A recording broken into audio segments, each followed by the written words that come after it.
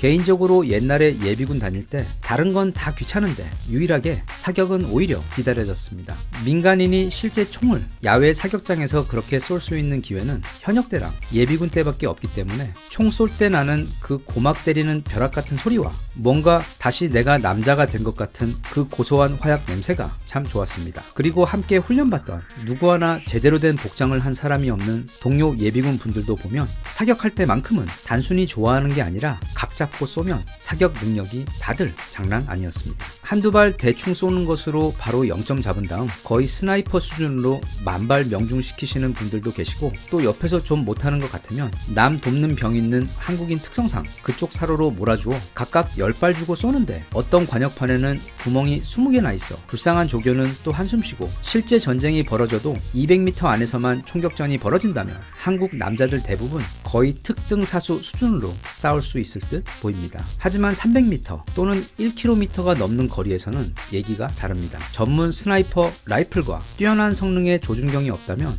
500m 이상은 아무리 슈퍼 예비군이라고 하더라도 맞추기 어렵습니다. 그런데 과거 한국 전쟁 때 어느 한국군 병사가 이 모든 걸 뒤집어버리고 또 그걸 지켜보던 미군 장교와 미군들이 기겁을 하던 사건이 있어 여기 소개합니다. 1953년 한국군과 중공군의 대치가 가장 치열했던 격전지 중 하나인 금성고지 전투에 참전했던 미 육군 7사단 소속 존 리차드 카펜터 소위의 회고록에 따르면 강원도 금성고지의 깊은 계곡을 사이에 두고 북쪽 중공군과 남쪽 연합군은 대치 상태에 들어가게 됩니다. 그들은 꽤 오랜 시간 대치 상태에 들어가게 되었는데 이 미군 장교는 매일 망원경으로 상대편 진지를 살펴보았습니다. 그런데 매일 보다 보니 한 가지 특이한 상황을 찾아냈습니다. 바로 상대 중공군의 지휘관으로 보이는 장교가 매일 아침 같은 시간에 같은 장소로 나와 매일 똑같은 행동을 하는 것입니다. 그 중공군 지휘관은 매일 아침 같은 시간에 벙커 밖으로 나와 연합군 측을 바라본 채로 쪼그려 앉아 똥을 누웠습니다.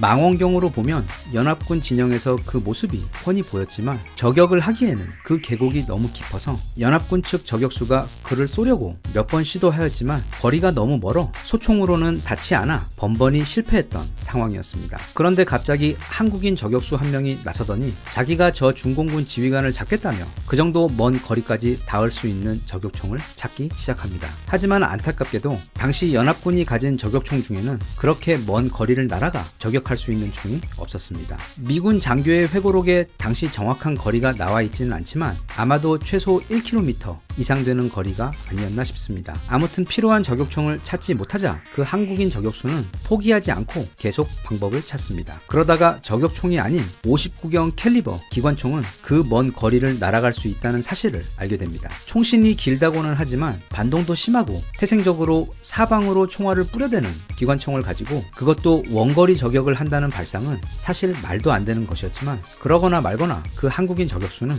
그 기관총으로 저격을 하기로 결심하고 금방 어디에선가 저격용 스코프를 구해와서는 기관총에 달고 그 다음 혼자 먼 거리를 겨냥하며 0점을 맞추는 등 차근차근 저격을 할 준비를 해나갔습니다. 카펜터 소위를 비롯하여 연합군 진영의 다른 미군들은 그 한국인 저격수의 모습을 보며 지금 저 사람은 저 큰 기관총에 스코프를 달고 과연 무엇을 하려는 것인가 다같이 흥미롭게 지켜보았다고 합니다. 그리고 다음날 아침이 밝았습니다. 카펜터 소위는 그날도 어김없이 망원경으로 상대 진영을 관측했고 그날은 또 바람도 매우 잔잔했습니다. 그리고 한쪽에서는 그 한국인 저격수가 벌써 일어나 저격용 스코프를 단 그 우스꽝스러운 59경 기관총의 위치를 잡고 거치대에 올려놓은 후 실제로 그 중공군 지휘관을 저격할 준비를 하고 있었습니다. 어제부터 쭉 그를 지켜보던 미군들은 과연 이 한국인 저격수가 저 기관총으로 이 깊은 계곡을 가로질러 그를 맞출 수 있을까 없을까를 두고 내기를 했습니다. 드디어 운명의 시간이 찾아왔고 그 중공군 지휘관은 그 전날과 똑같은 시간에 벙커에서 나와 일말의 의심도 없이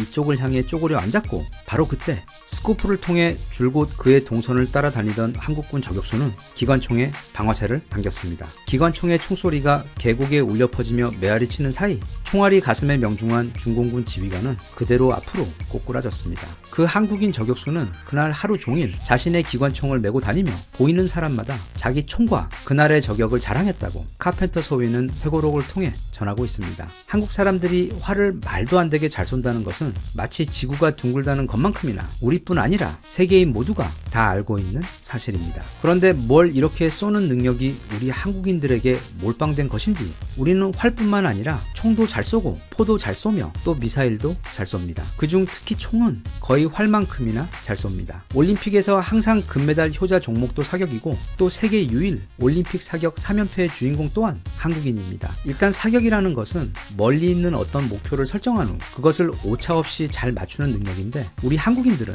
태생적으로 그걸 엄청 잘하는 것 같습니다. 그리고 그건 단지 활이나 총 또는 포와 같은 무기들을 쏘는 것뿐 아니라 지난 70여 년 동안 이 나라가 달려온 발자취를 보면 그 계곡 너머에 있는 지휘관을 결국에는 명중시켜버린 그 한국인 저격수의 일화처럼 정신의 영역에서도 그대로 발휘되는 능력처럼 보입니다. 그런 귀한 재능을 잘 살려 현재 빠르게 재편되고 있는 국제 외교와 경제 패러다임의 이 대혼란기 속에서 곧 이 모든 게 정리되고 나면 포스트 코로나 시대에 우리가 있어야 할 가장 이상적인 곳, 가장 이상적인 대한민국의 미래 자상을 마치 저격총의 조준경을 들여다보듯 신중히 잘 찾아 그걸 관역 삼아 계곡을 가로지르던 그 총알처럼 흔들림 없이 똑바로 날아가 명중시켜 그 미래를 꼭 이루었으면 좋겠습니다. 대한민국 만세. 감사합니다.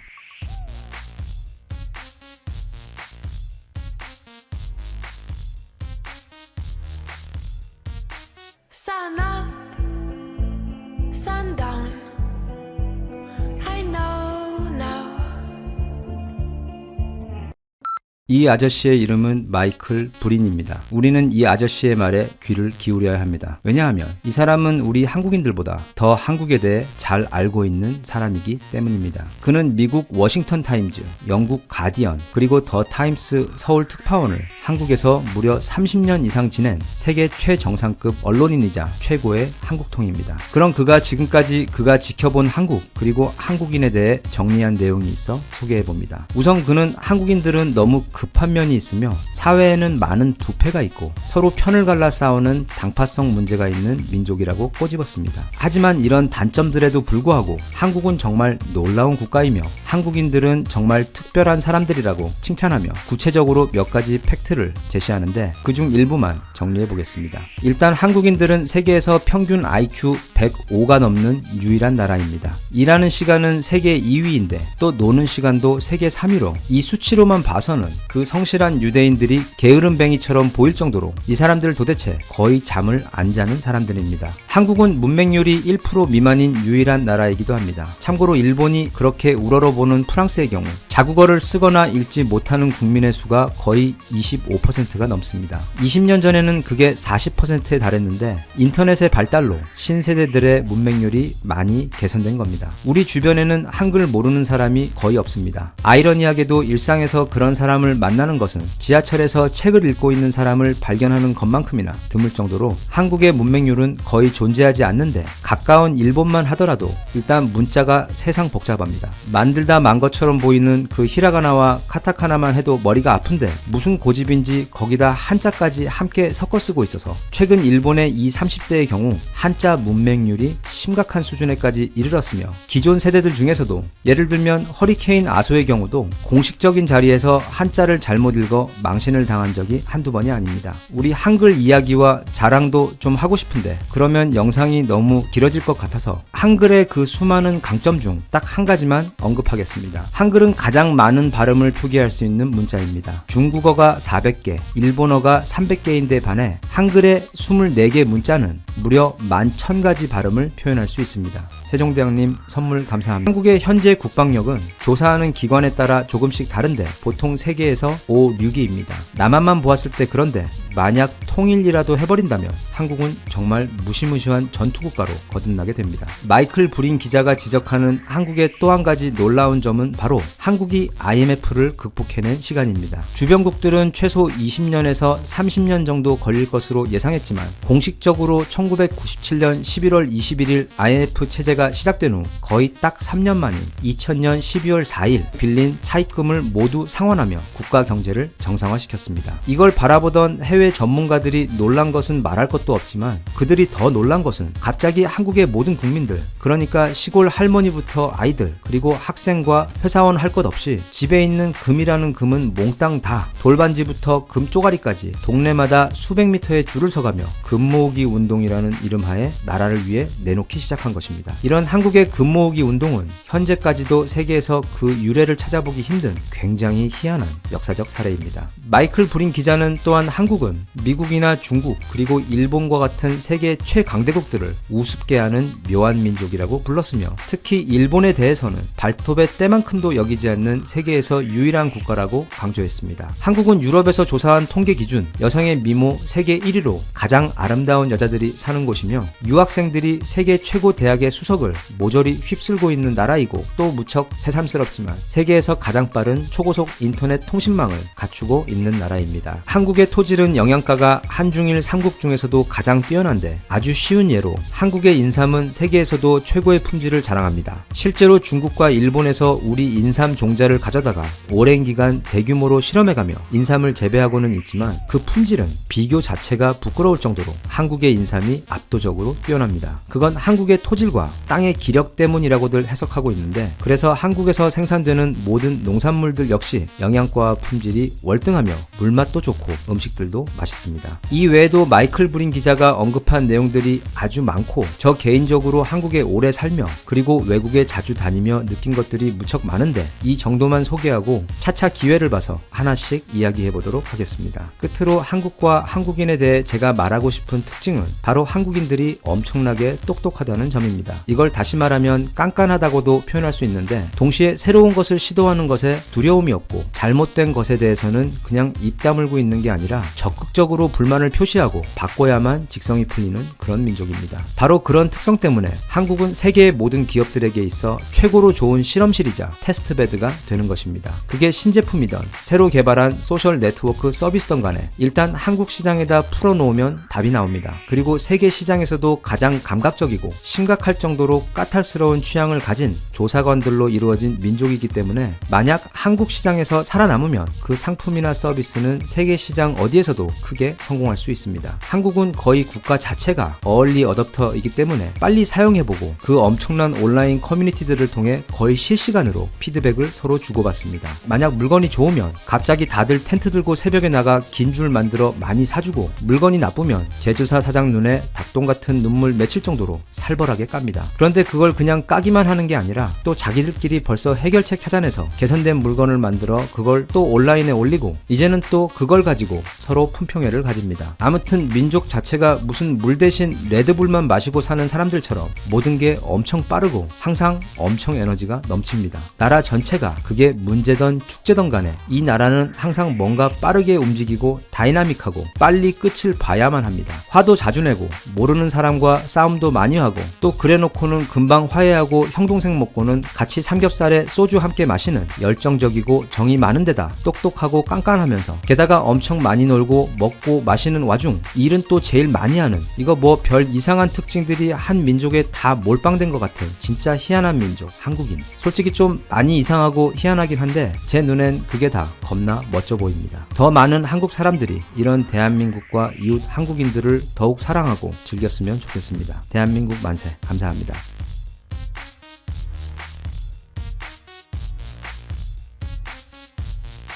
Sun up, sun down.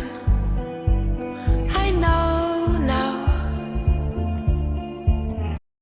최근 뉴욕타임즈가 한국에 대해 내놓은 기사의 제목 중에는 하늘에서 보낸 것이라는 표현이 있습니다. God send. 직역하면 하늘에서 보낸 것이지만 보통은 믿을 수 없을 정도로 고마운 상황을 빗대어 사용하는 표현입니다. 서천의 한 시골 마을에는 인구 감소로 인해 사람들이 모두 떠나고 오직 노인들만 남게 되었습니다. 그런데 이 마을은 시내로부터 아주 먼 거리에 있었습니다. 마을에 사람이 모두 떠나자 그것으로 버스를 운영하는 것이 너무 큰 적자가 되어 버스 회사는 해당 마을로 가는 노선을 없애버립니다. 그러자 마을의 노인들은 이제 장터나 병원을 갈 수가 없게 되어 상당한 고통을 겪게 됩니다. 하지만 그들은 아무도 관심을 갖지 않는 시골 노인들에다 경제력도 없어 기업들마저 신경 쓸 이유가 없는 말하자면 우리 사회의 가장 약자들이었습니다. 그런데 갑자기 나라에서 희한한 제도를 시행합니다. 100원 택시라는 것인데 운임비는 딱 100원만 받고 그분들을 가까운 정류장이나 읍내까지 모시는 제도입니다. 처음에는 아산시에서 시작이 되었다가 지금은 전국에 약 100여 개 군 단위 단위로 확대되어 실행되고 있습니다. 뉴욕타임즈는 이 기사를 전하면서 도시와 떨어진 낙후된 도시에서 거주하는 경우, 그리고 특히 나이가 든 노인들의 경우 교통수단은 커다란 문제가 될 수 있는데 이 정책은 해당 지역의 소외된 노인들의 삶에 커다란 도움을 주고 있다고 전하며 칭찬을 아끼지 않았습니다. 서천을 비롯한 전국 100여 개의 시골에서 이 귀염둥이 100원 택시들이 한창 돌아다니고 있는 와중 코로나 3차 유행이 한창이었던 한국의 어느 병원에서는 이런 장면이 펼쳐지고 있었습니다. 사진 왼쪽은 코로나 확진 판정을 받고 36 서울병원의 음악 병상에 입원 중이신 올해 93세 할머니이십니다. 할머니는 게다가 중증 치매 증상까지 있는 분이셨는데다 보호자도 없는 분이셨습니다. 의료진은 낙상 위험을 걱정해 그리고 할머니가 침대를 불편해하셔서 바닥에 매트리스를 2개 이어붙여 깔아 생활하시도록 하고, 무엇보다 원래 몸 상태도 편치 않은 데다 고열에 시달리며 기력이 많이 떨어진 상태여서 간호사분들은 순번을 돌아가며 할머니가 더 잘 견디실 수 있도록, 그리고 빨리 나아지실 수 있도록 회의까지 해가며 집중 케어했습니다. 그때 나온 아이디어 중 하나가 바로 할머니와 함께 화투놀이를 하는 것이었습니다. 그리고 할머니와 함께 화투의 그림들을 색연필로 그려보는 놀이도 함께 진행하여 할머니의 치매 증상을 완화시키고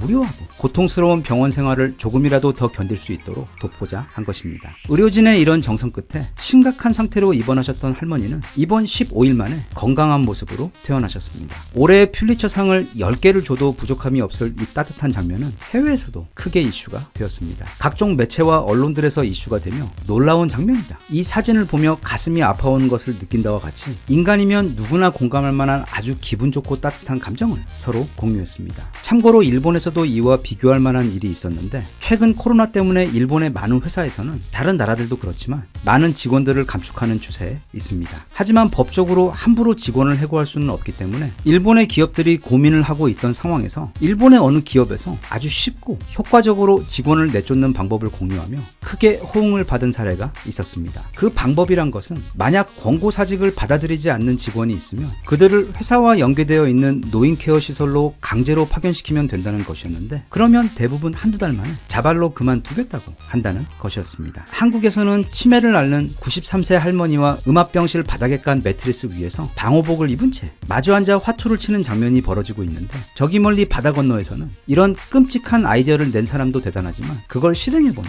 효과가 정말 좋았다고 하는 회사들이나 그게 또 좋은 방법이라고 추천되며 공유되고 있는 그런 사회 모두 정말 소름이 끼칩니다. 지금은 옛날에 비해 조금 덜한 부분도 있지만 한국에서는 전통적으로 남을 돕는 것이 선택이 아닌 거의 본능에 가까운 행동이었습니다. 연신 도와주면서도 그 특유의 궁시렁과 툴툴거림 때문에 정작 착한 일을 해놓고도 좋은 소리 못 듣는 경우도 많지만, 길을 가다 또는 우리들 눈에 보이지 않는 곳에서 아직 대한민국 사회는 예전과 다름없이 따뜻합니다. 얼마 전에는 돈 없는 형제들을 위해 무한 치킨을 나누어 주었던 치킨집 사장님이 있었고, 이후에는 아이들이 피자를 먹고 싶어 하지만 돈이 없었던 어느 아버지에게 손을 내밀었던 피자집 사장님이 등장했고, 그리고 지난 추석 때에는 추석 때 누구보다 서럽고 힘들었어요. 결식 아동들을 위해 무려 10개의 반찬으로 이루어진 귀엽고 소박한 그러나 아주 풍성한 진수성찬을 준비해 명절 기간 동안 제공했던 전주시의 소식도 있었습니다. 밥 굶는 아이 없는 엄마의 밥상이라는 이름의 이 프로젝트는 무려 지난 7년 동안이나 꾸준히, 그리고 매년 더 많은 아이들로 그 수를 늘려가며 시행되고 있습니다. 또 지난 명절 전에는 횡단보도를 걸어가는 천사의 모습이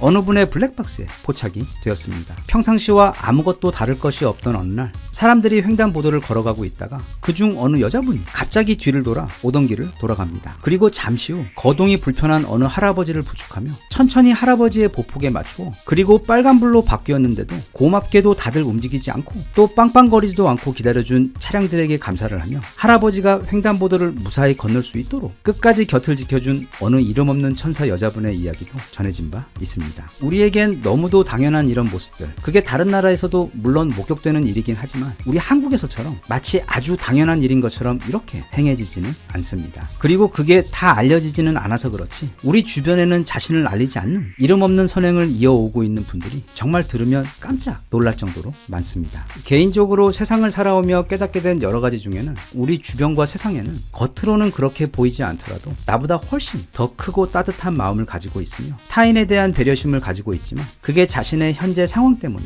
또는 사회에 대한 믿음이 약해지는 어떤 계기가 있어서, 또는 단순히 먼저 손을 내미는 것이 쑥스러워서 등 여러 가지 이유 때문에 선뜻 그 내면의 따뜻한 마음을 행동으로 옮기지 못하는 경우들이 너무도 많으며, 이런 경우 그런 마음을 표현할 기회가 생길 경우 유독 우리나라에서 온갖 종류의 구호 모금 활동이 전 세계에서도 가장 활발하다는 그 기이한 현상을 보면 알겠지만, 그 누구보다 더 뜨겁게 자신의 것을 내놓으며 손을 내밀기 원하는 사람들이 우리 주변에 너무도 많다는 사실을 깨달으며 우리나라와 사회에 대한 희망에 부풀고 행복했던 적이 있습니다. 예전에도 그랬고 지금도 달라진 것은 없습니다. 이 한반도라는 아주 작은 영토에 모여 살고 있는 이 작은 수의 사람들이 아주 오랜 기간 흩어지지 않고 이루고 있는 우리나라의 저력의 그 뿌리는 바로 한국인입니다. 그리고 그 한국인들이 가진 많은 능력 중에서도 타인에게 공감하고 남을 도우려고 하는 그 이타적인 마음이 한국인의 다른 모든 좋은 능력과 장점들의 바탕이 되어 주었다고 생각합니다. 민족의 바탕 정신이 무려 널리 세상을 이롭게 하는 홍익인간인 우리나라. 비록 코로나 때문에 상황이 많이 어렵고 고통스러울 수도 있지만 우리 주변에는 눈에 보이지 않아서 그렇지, 그런 상황에서도 우리의 본성, 그 크고 따뜻한 마음을 잃지 않고 살아가는 사람들과 조직들이 아주 많다는 사실과, 또한 중요한 것은 절대로 돈 액수나 선물 상자의 크기가 아닌 마음의 온도와 진심이라는 것을 기억하고, 다시 말하면 수조 원을 가진 재벌이 어떤 목적을 가지고 내놓는 수백, 수천억 원의 돈보다 배고른 아이들을 위해 피자집 사장님이 내어주는 그 5,000원짜리 피자 한 판이 더 값지고 고귀할 수도 있다는 사실을 명심하고 현재 상황을 버티며 이어나가는 그 과정에서 무엇보다 우리 개인과 사회의 힘에 근간이 되어주는 그 마음의 온기와 빛을 잃지 않도록 우리 모두가 노력할 수 있었으면 좋겠습니다. 우리 중 더 많은 사람들이 그런 선택을 하게 될 때 우리 사회는 더 빨리 나아질 수 있으며 우리나라가 지금보다, 그리고 전 세계에서 가장 행복하고 살기 좋은 곳이 되리라 믿습니다. 대한민국 만세. 감사합니다.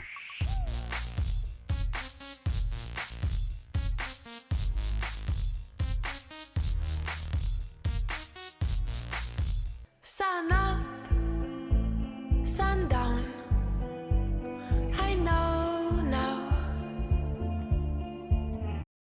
이 사람의 이름은 제임스 다이슨입니다. 이 아저씨는 청소기로 유명합니다. 실제로 백이 없는 청소기를 최초로 개발한 사람이 바로 다이슨입니다. 한국에는 약 10년 전 무슨 테크노 무당 같은 충격적인 컬러 조합을 가진 무선 청소기와 날개가 없는 선풍기를 한국에 출시하며 처음 브랜드를 알렸습니다. 게다가 가격이 전에는 듣도 보도 못한 사악하게 높은 가격이었는데 그게 또 고가 마케팅 전략과 잘 맞물리며 한국에서는 출시 직후 기가 막히게 큰 성공을 거두게 됩니다. 아마 다이슨 본사 사람들도 깜짝 놀랐을 겁니다. 이렇게 빠르게 달아오르는데 그 구매력까지 엄청난 황금 시장이 이 아시아에 있었다는 사실에 많이들 놀랐을 겁니다. 이후 수년간 다이슨은 한국에서 시장 1위를 독차지하며 행복한 시간을 보냈습니다. 그도 그럴 것이 다이슨 제품의 디자인과 성능은 꽤 괜찮았기 때문입니다. 그리고 우리나라는 나라 전체가 어얼리 어댑터 집단에 가까울 정도로 혁신을 좋아하고 새로운 기술을 받아들이는 데 있어 엄청 적극적이며, 또 점심 먹으러 김 선생이나 김밥 천국 가서는 500원 아끼려고 그냥 김밥과 참치김밥 사이에서 영겁의 시간을 고민하면서도 100만 원이 넘는 최신형 가전제품이나 스마트 기기들은 그 출시와 함께 물량이 딸려 품절이 될 정도로 줄까지 서가며 남들보다 먼저 사야만 하며, 그리고 그걸 또 블로그와 인스타에 올려 자랑까지 해야만 직성이 풀리는 사람들입니다. 그런 한국인들에게 생긴 것도 힙한데다 선까지 없는 편리한 다이슨의 청소기는 그야말로 날개돋친 듯 팔렸습니다. 2017년이 되자 다이슨 청소기 때문에 약 8천억 원 규모였던 국내 시장의 제품 비율은 유선이 고작 30%, 그리고 무선이 70%로 무선 제품이 대세가 되어버렸으며, 게다가 더 특이한 점은 그 무선 청소기 시장의 제품들 중 60만 원이 넘는 고가 제품이 전체 중 무려 98%에 달했다는 점입니다. 그리고 그 98%의 시장 중 다이슨의 점유율은 한때 90%를 넘볼 정도로, 한마디로 국내 주부들의 지갑을 다이슨이 싹쓸이하고 있었을 정도로 절대적인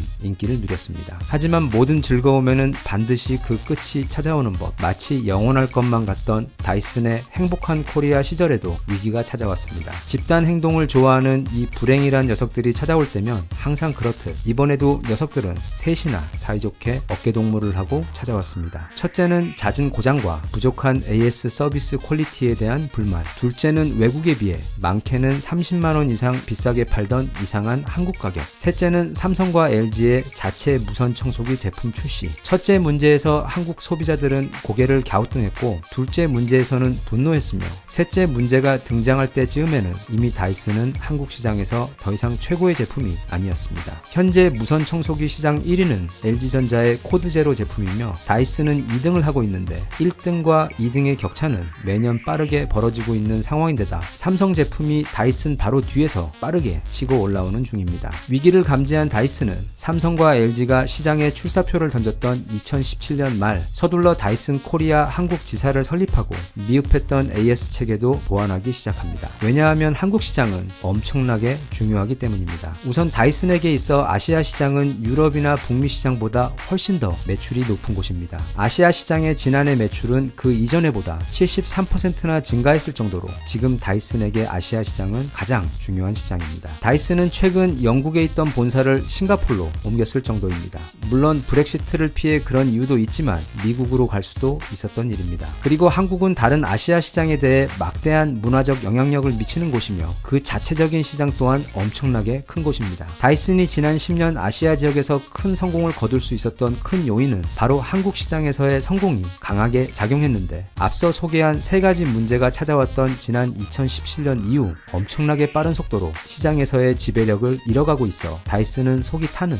상황입니다. 그래서 빠르게 멀어지고 있는 한국 소비자들의 마음을 되돌리기 위해 다이슨은 그간 많은 노력을 한 것으로 보입니다. 그리고 최근 다이슨의 최신 제품들을 아시아에서는 최초로 한국에서 출시를 했습니다. 정말 짧게 그 신제품들의 특징을 소개하자면, 그 대표 제품인 다이슨 디지털 슬림의 경우 지난해 출시한 V11 제품에 비해 크기도 20% 작아졌고 무게도 1.9kg으로 채 2kg가 안 된다고 소개하고 있습니다. 무엇보다 제품 시작가가 79만 9천원으로 100만원이 훌쩍 넘던 이전 다이슨 제품들보다 매우 저렴해진 가격으로 출시를 했습니다. 사실 저는 LG 코드 제로를 구입하려고 지금 벌써 몇 달째 돈을 모으고 있기 때문에 이번에 출시한 다이슨 신제품에는 그리 관심이 없습니다. 코드 제로의 물걸레를 이길 수 있는 것은 이 지구상에 아무것도 없으며, 매번 베큐um 한 번, 그 다음 물걸레로 다시 한 번, 작지도 않은 같은 공간에서 똑같은 코스를 따라 똑같은 동작을 2번이나 해야 했던 그 이상한 노동에서 저를 해방시켜줄 코드 제로를 저는 기다리고 있습니다. 다만 이번 신제품을 내놓으며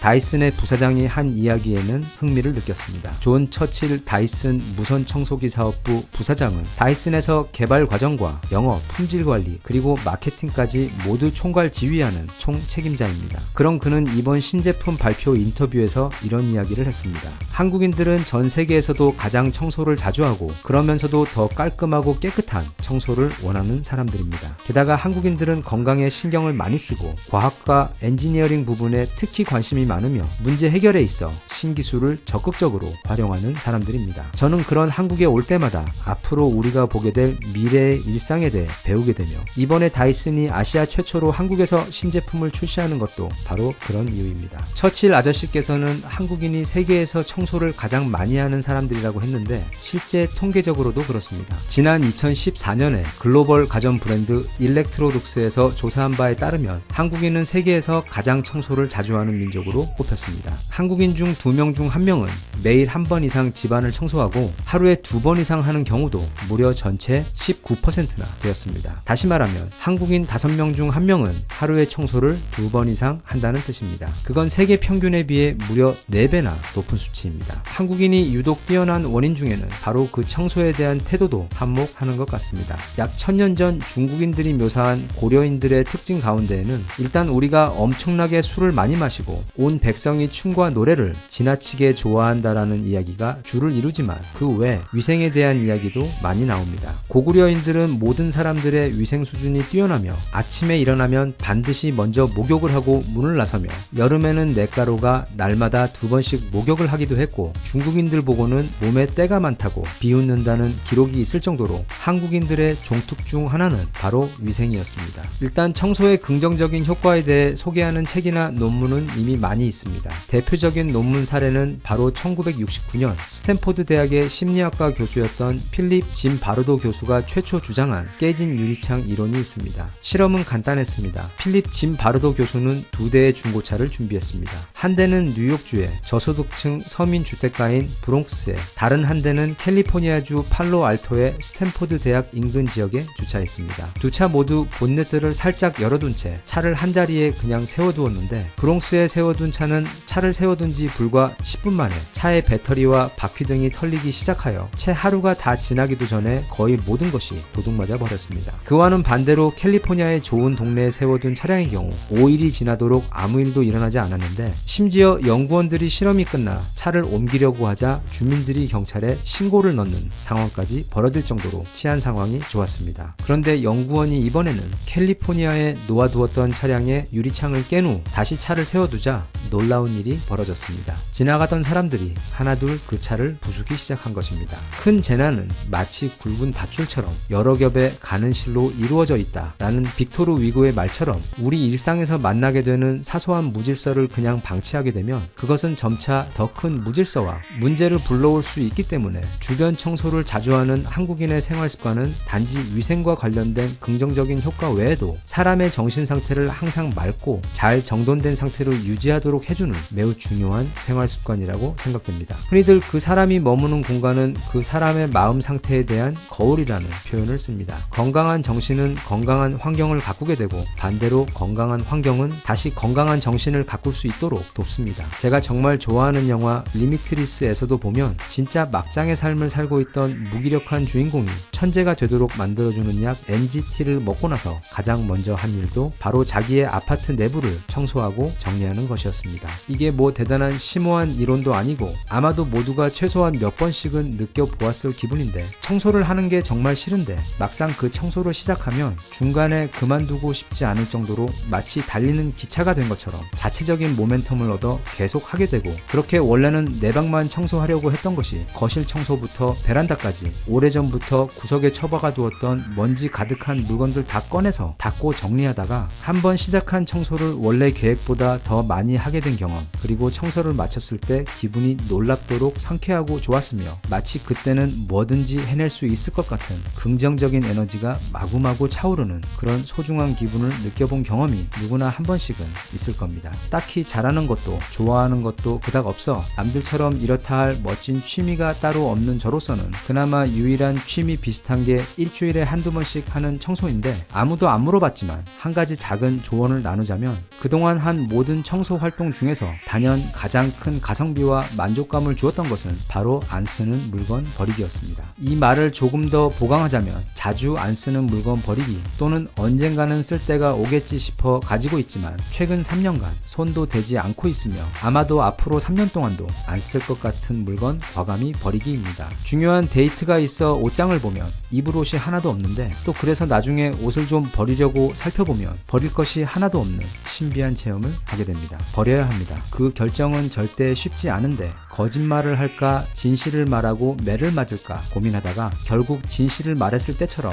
당시 그 결정은 몹시 무겁고 힘들지만 하고 나면 정말 잘했구나 싶은 마음이 드는 것처럼, 과감히 결정해서 그동안 고마웠다 인사하고 잘 버리면 정말 잘했다 싶은 마음이 듭니다. 그리고 이건 어디서 읽은 건데, 그게 한국 드라마든 미드든 극중 인테리어 표현에 있어 하나의 통일된 규칙이 보이는데, 부잣집의 방이 나올 때는 공간의 물건 가짓수가 현저히 적은데 반해 가난한 집일수록 물건이 많다고 합니다. 가만히 생각해보면 정말 그런 것도 같습니다. 똥차가 간다고 항상 벤츠가 오는 건 아니지만 오래된 것이 자리를 비워줘야 더 좋은 새 것이 우리 삶에 들어올 수 있습니다. 물건도 그렇고 생각도 그렇고 때로는 사람도 그런 것 같습니다. 한국인을 설명하는 종특으로 여겨지는 명석한 두뇌와 성실함, 그리고 뛰어난 신체적 능력과 어려운 환경이 닥쳐오더라도 그 환경보다 더 독한 노력과 의지로 말도 안 되는 빠른 시간 내 그 어려움에서 벗어나는 불사조 근성, 그리고 나보다 못한 일을 위하고 걱정하는 측은지심의 민족성, 이런 모든 귀한 민족성이 세계에서 청소를 가장 즐기는 우리의 희한한 습성에서 어느 정도는 비롯된 오랜 기간 축적된 후천적 장점이자 여유의 근간이라고 생각되며, 특히 지난 약 1년간 한국이 방역과 관련해 보여준 그 놀라운 성과는 한국인의 그런 좋은 청소와 위생 습성이 적합한 시대와 시기를 만나 세계인들 앞에서 멋지게 발현된 훌륭한 사례이며, 앞으로도 그런 우리의 장점이 발현될 기회는 더욱 자주 더욱 많이 찾아올 것이라고 혼자 생각하고 있습니다. 대한민국 만세. 감사합니다.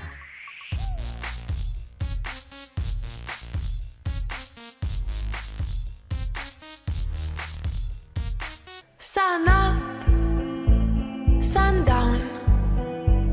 I know now.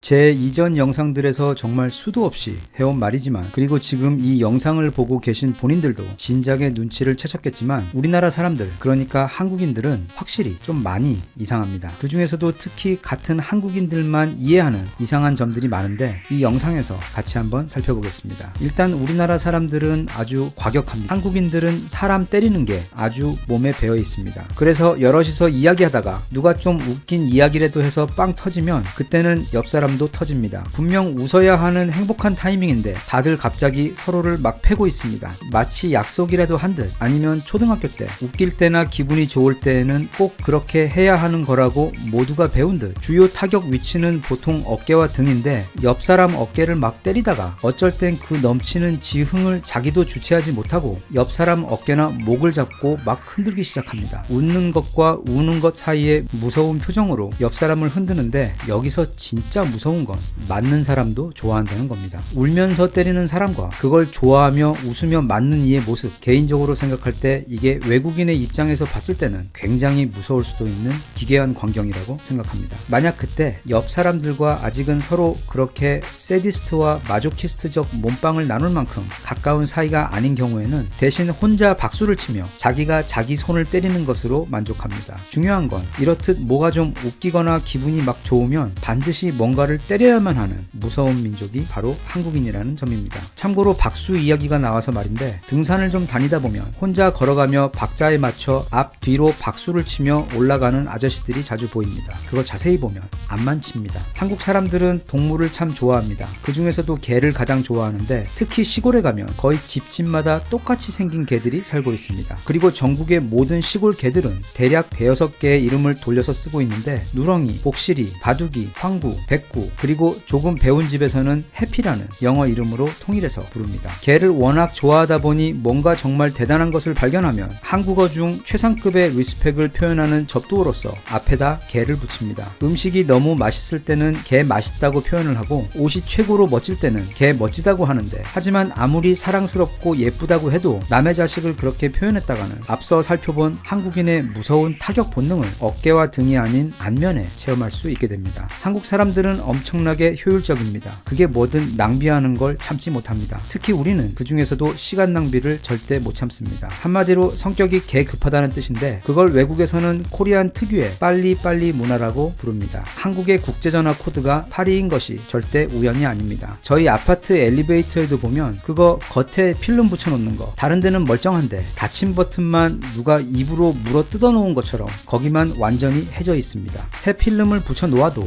며칠만 지나면 또 그 닫힌 버튼만 뜯어져 있습니다. 그런데 이상하게도 열린 버튼은 마치 지난 천년간 인간의 손길이 닿지 않는 고대 자연 속에 존재하는 전설의 유물처럼 언제나 마치 새 것처럼 깨끗합니다. 우리는 천성적으로 남을 도와주는 걸 좋아하는 마음이 따뜻한 사람들이지만 예외의 경우가 있습니다. 엘리베이터 문이 닫히기 시작할 때 잠깐만요 하며 저 멀리서 소리치며 달려오는, 시간을 소중히 여길 줄 모르는 그런 사람들에게는 우리는 절대 자비를 보이지 않습니다. 마치 퇴근길 트래픽 속에서 그냥 정속으로 천천히 잘 운전하다가도 내가 차선을 바꾸려고 깜빡이를 켜는 순간 갑자기 페라리가 되어 시속 100km의 속도로 미친듯이 달려와 길을 막는 옆 차선 차들의 경우처럼, 잠깐만요 하며 엘베를 향해 달려오는 순간 빠르게 닫히는 엘리베이터 안쪽에서는 초당 500번의 속도로 닫힌 버튼을 두드리는 소리가 들립니다. 이때 그 죽음의 레이스에서 문을 닫고자 하는 이가 승리할 경우 뒤에 서서 그 엘베에 함께 타고 있던 다른 동료 한국인들은 따뜻한 침묵과 대견함의 눈빛으로 그의 어깨를 두드려주며 모두의 시간을 아껴준 그 버튼 담당자에게 무언의 응원 메시지를 보냅니다. 하지만 실수로라도 열린 버튼을 눌러 엘리베이터의 문이 극적으로 열리는 경우에는 그건 곧 지옥의 문이 열리는 것이며 그 안의 모든 사람들은 고니의 심장에 날아들었던 그 비수보다도 더 싸늘하고 어색한 침묵 속에서 최소 2분을 견뎌야만 합니다. 커피 자판기에서도 커피가 다 나온 다음 꺼내는 사람은 드뭅니다. 대부분 컵이 딸깍 떨어짐과 동시에 손을 갖다 대며 이미 손은 그 뜨거운 컵의 상단 부분, 종이 말린 부분을 살짝 잡고서는 물이 끊길 때까지 그렇게 불편하게 기다리고 있습니다. 그리고 제 주변을 봐도 사탕을 끝까지 빨아먹는 사람이 없고 아이스크림도 천천히 음미하며 녹여 먹는 게 아니라 비록 머리가 깨질 듯이 아파도 중간에 못 참고 베어 먹고 씹어 먹어야만 직성이 풀립니다. 그리고 이건 이미 해외에서도 꽤 유명한 이야기인데 비행기가 도착해서 내릴 때 아직 비행기가 활주로 위에서 움직이고 있는데도 한국 사람들은 벌써 다 일어나서 복도 위에서 줄을 쫙 서 있습니다. 외국인들은 이 사람들 혹시 단체로 뭐가 되게 급한 일이 있어서 저런가 보다 싶겠지만 지루할 바엔 차라리 죽는 게 나은 한국인이기 때문에 10분 동안 그냥 의자에 앉아 기다릴 바엔 무거운 가방 메고 그 좁은 통로 위에 모두 함께 서서 벌 서는 것이 훨씬 마음이 편합니다. 그리고 비행기 문이 열리면 그때부터는 또 게이트를 향한 달리기 경주가 시작됩니다. 비행기 탈 때만 이렇게 하는 게 아니라 버스 탈 때에도 정류소에 도착하기 훨씬 전부터 문맹률이 1%도 안 되는 나라임에도 불구하고 도착 전에는 절대 일어서지 말라는 안내문 바로 앞에 가서 다들 서서 기다리고 있습니다. 성격이 좀 급하긴 하지만 버스를 타는 한국인들을 보면 그들의 마음이 따뜻하다는 것을 쉽게 알 수 있습니다. 정류장에서 기다리는 분들은 힘들게 운전하시는 버스 운전기사 아저씨들께서 혹시라도 헛걸음을 하셔서 소중한 시간을 낭비하실까봐 만약 저 버스가 내 버스가 아니다 싶은 경우에는 그걸 온몸을 사용해 수신호로 알립니다. 대신 손을 흔들거나 머리를 가로저으며 직접적으로 표현하는 것은 우린 별로 안 좋아합니다. 이게 또 사람마다 약간 각각의 스타일이 있는데 가장 흔한 게 바로 일명 백스텝 밟기입니다. 일단 내가 지금 오는 버스 번호를 확인해 마치 왈츠를 출 때처럼 살짝 뒤로 백스텝을 밟는 것으로 아저씨에게 나 이거 안 타요 커뮤니케이션을 하는 겁니다. 이때 핵심은 버스나 아저씨를 보면서 스텝을 밟는 게 아니라 시선은 언제나 핸드폰 위에 고정시킨 채로 그대로 스텝만 살짝 뒤로 밟는 게 현재의 국룰입니다. 또 한국인들은 죽고 싶다는 말을 입에 달고 삽니다. 우리 불반도에 살며 여름에는 더워서 죽겠다고 하고 겨울에는 또 추워서 죽겠다고 하며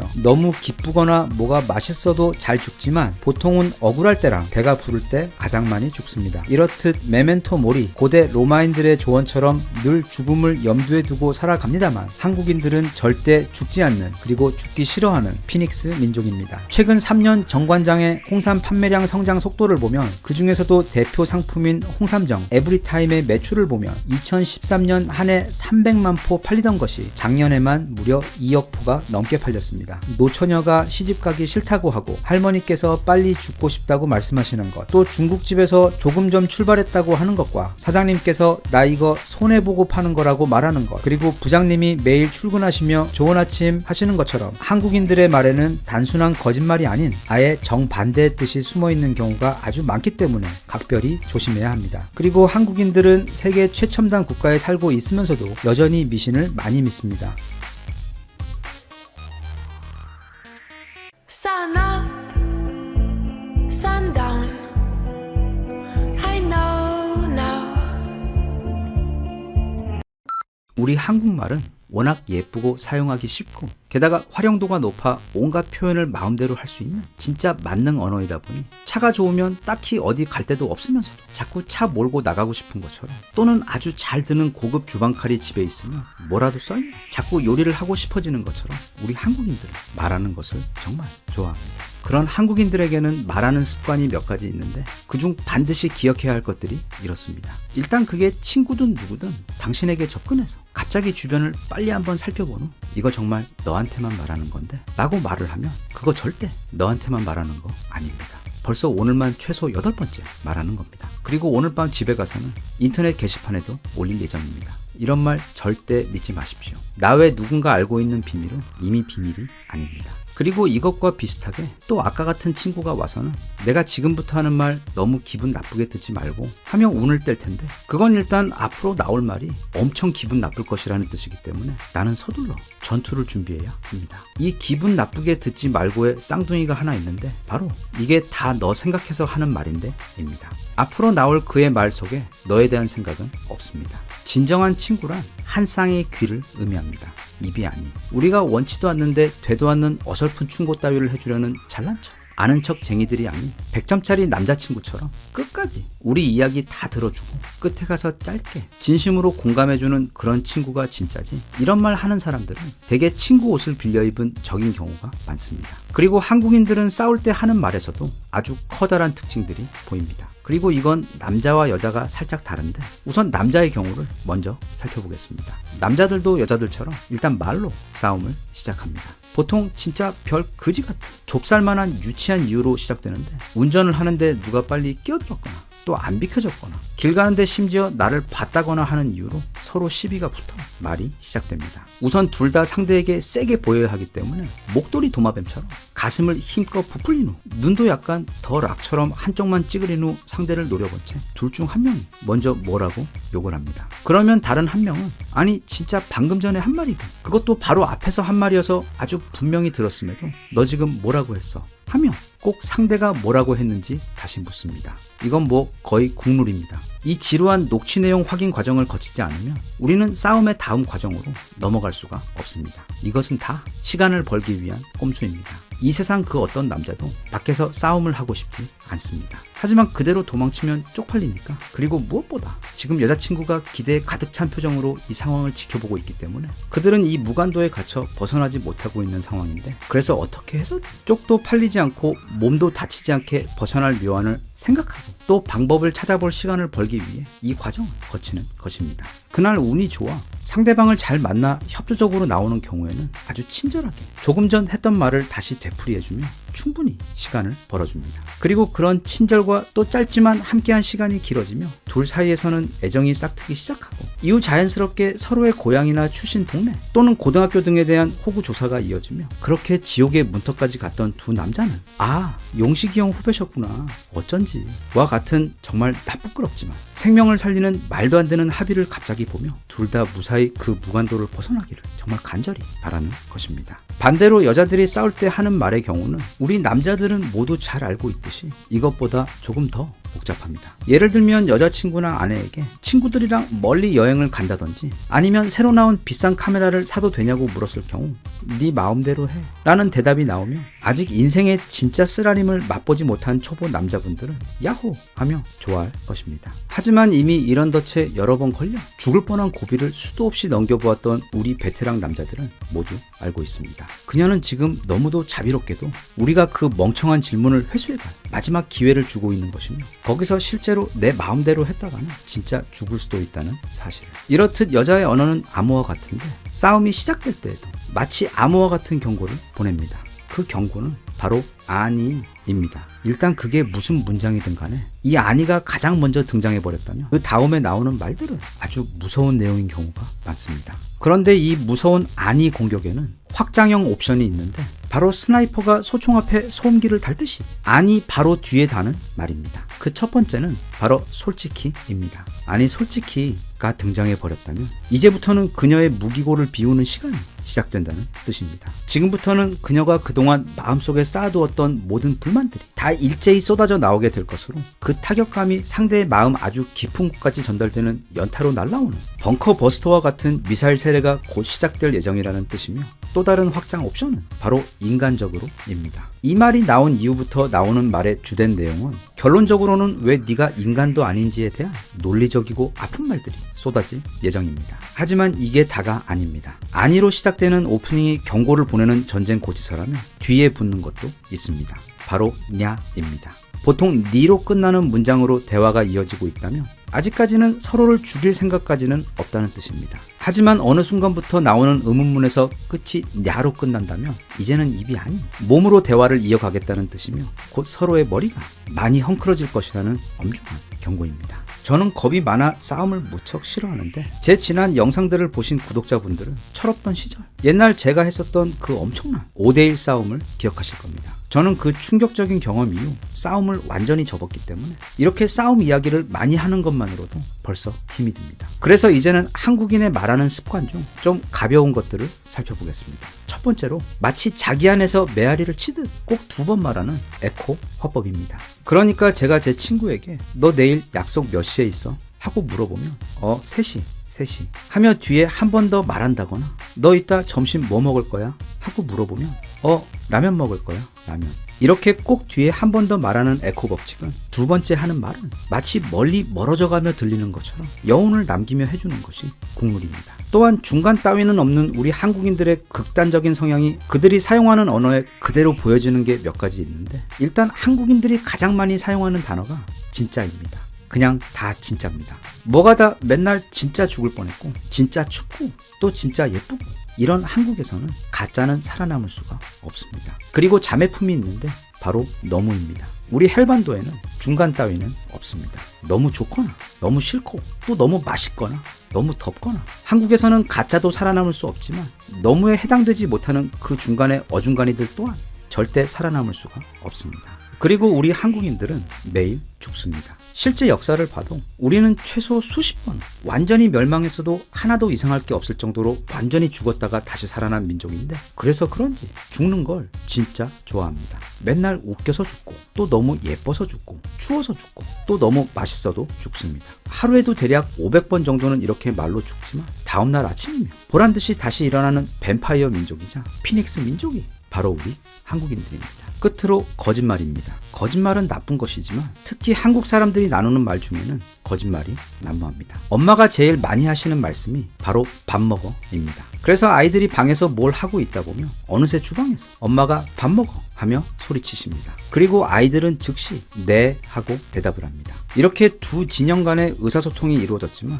실제로는 아무런 움직임이 없습니다. 왜냐하면 한국에서 실제 식사는 엄마가 밥 먹어 라고 한 정확히 15분 후에나 준비되는 것이기 때문에, 그리고 그걸 아는 아이들 또한 일단 대답은 해놓고 대략 15분 정도 후에 슬슬 나오는데, 그렇게 서로가 서로에게 대놓고 거짓말을 했음에도 엄마도 그것에 대해 일절 아무 말도 하지 않고 다 함께 행복하게 식사를 시작합니다. 이런 거짓말 중에 가장 인기가 많은 것이 또 있는데, 나중에 밥 한번 먹자입니다. 이건 그냥 아마도 우리는 영원히 이 생에서는 다시 보지 못할 거야 와 같은 말입니다. 실제로 밥을 먹을 거였으며 약속을 잡았을 겁니다. 이렇게 오랜만에 만난 친구와는 절대로 밥을 먹지 않지만 말로는 세상 모든 걸 먹습니다. 일단 식인 정도 아닌데 친구 먹고 뭘 하기 전에는 마음도 먹는 매우 형이상학적인 행동을 보이기도 하며, 또 뒤로는 뇌물도 아주 잘 먹고 힘이 들며 갑자기 애를 먹기도 하고, 무서우면 겁을 먹으며, 또 지금 같은 새해가 되면 우린 나이까지 먹습니다. 이런 걸 보면 한국에서 세계 최초로 이렇게 먹방이 성공한 게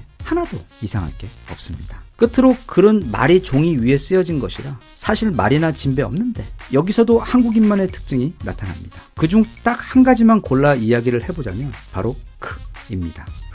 도 있긴 한데 그건 약간 음흉한 기운이 있는 반면 크는 가볍고 경쾌합니다. 그리고 이게 아주 요술 같은 글자입니다. 단 하나의 글자 가지고 5만 가지 감정을 표현할 수 있습니다. 일단 가장 많이 쓰이는 게 3개가 함께 쓰이는 트리플 스타일, 무척 재밌다는 뜻입니다. 그리고 이게 대략 10개 정도가 넘어가는 걸 쓰게 되면 진짜 재밌다는 뜻입니다. 그리고 더 나아가 이게 댓글창을 도배할 정도로 많아지면 그건 누군가가 몹시 아프다는 뜻이며 그에게 따뜻한 이웃의 손길이 필요하다는 뜻입니다. 그리고 이게 가장 중요한데 바로 솔로 버전, 즉 크를 딱 한 개만 썼을 때입니다. 또는 아무리 좋은 칭찬 같은 말 뒤에라도 이게 하나 붙어있는 경우입니다. 이걸 보는 순간 뭔가 애매하면서도 기분이 아주 즉각적으로 몹시 나빠집니다. A4 용지 한 장을 꽉 채운 욕을 들은 것보다도 저 한마디는 온갖 종류의 상상력까지 동원하게 만들어, 그리고 살짝 비웃는 듯한 상대의 그 표정까지 그려지며 그 파괴력이 거의 무한대까지 퍼져나가는 아주 무서운 말입니다.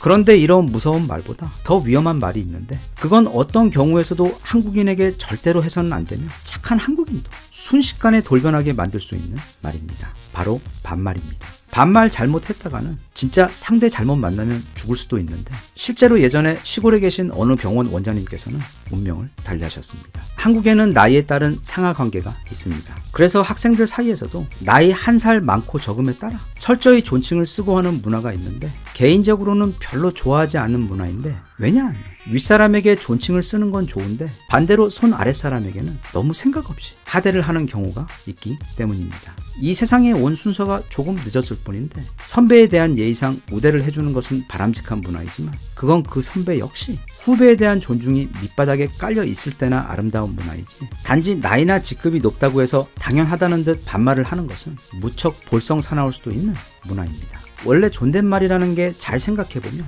단순히 상대를 올려주는 것뿐만 아닌 나를 올려주는 것임과 동시에 상대와 나 사이 약간의 거리감을 일부러 형성해서 너무 허물없이 가까운 사이에서 종종 그렇게 실수하듯 서로가 서로에게 자칫 신뢰를 범하지 않도록 일종의 완충 안전구역을 만드는 것입니다. 그래서 가급적이면 옆에서 보기에도 품이 있어 좋고 또 대화 중 상대의 마음과 나의 마음이 다치지 않도록 안전하게 보호하기 위해 정말 가까운 친구 사이가 아닌 경우에는 손 아래 사람에게도 또는 회사의 아래 직급 사람에게도 항상 존댓말을 쓰는 것을 습관으로 갖는 게 여러모로 모두에게 유익한 문화가 아닌가 그런 생각을 해봅니다. 언어라는 것은 한 사람의 생각과 정서를 담아 남에게 대접하는 소중한 그릇입니다. 세종대왕님께서 우리에게 세계 최고의 진짜 프리미엄 언어 패키지를 선물해 주신 것을 항상 감사하게 생각하고 그것을 소중히 여기고 잘 사용해서 올 한 해에도 우리 모두 복을 부르는 곱고 따뜻하고 긍정적인 말을 써서 우리 모두에게 늘 행운이 함께했으면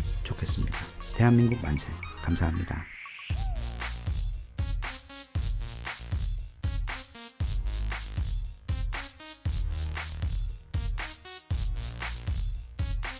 Sun up, sun down.